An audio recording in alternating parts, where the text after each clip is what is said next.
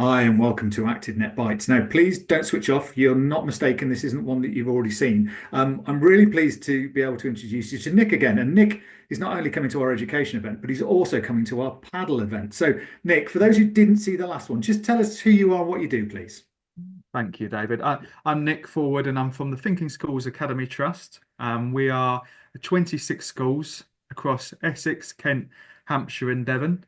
My particular role is Head of Business Development, and I oversee income generation for the trust, and that is linking us with community groups and individuals. Okay, excellent. So you're already delivering some really good community activity through the spaces that you've got, and you're now looking at paddle. Why paddle, Nick? What's the excitement that's been generated there?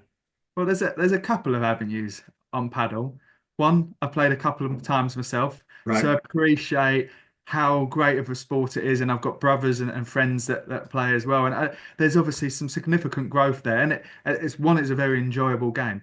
Coming from the school avenue, I want to explore what it could look like on the curriculum. Okay. We haven't got paddle courts in schools, and I don't think there really is many Mm. schools that have paddle courts. And it has enabled us to have a look at, well, is there an opportunity we can support a revenue income into our schools and open up these facilities to the Mm. local community?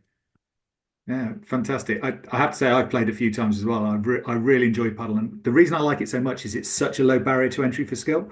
There's no overarm serve. You know, the ball's not flying past me at 90 miles an hour, and I can't return it. So actually, I guess for kids, it's a pretty good way of introducing them to an activity that's quite straightforward, really. So in the communities that you're in, do you think there's enough demand out there for paddle?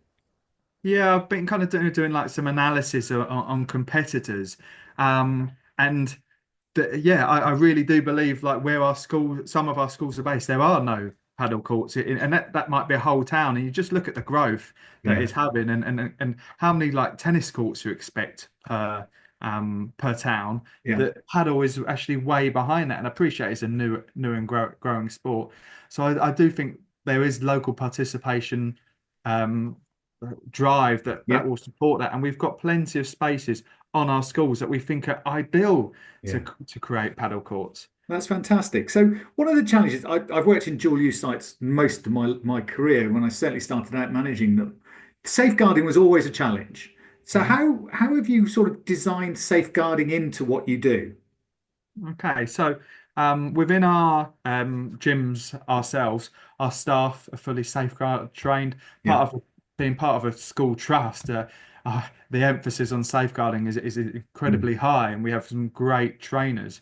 When it comes to groups using us, they all have to provide a safeguarding policy, right. especially those with who support groups of an under 18 age. And then it's for our team to make sure that those are being enforced and those policies are being supported All right. whilst we're open outside of school time.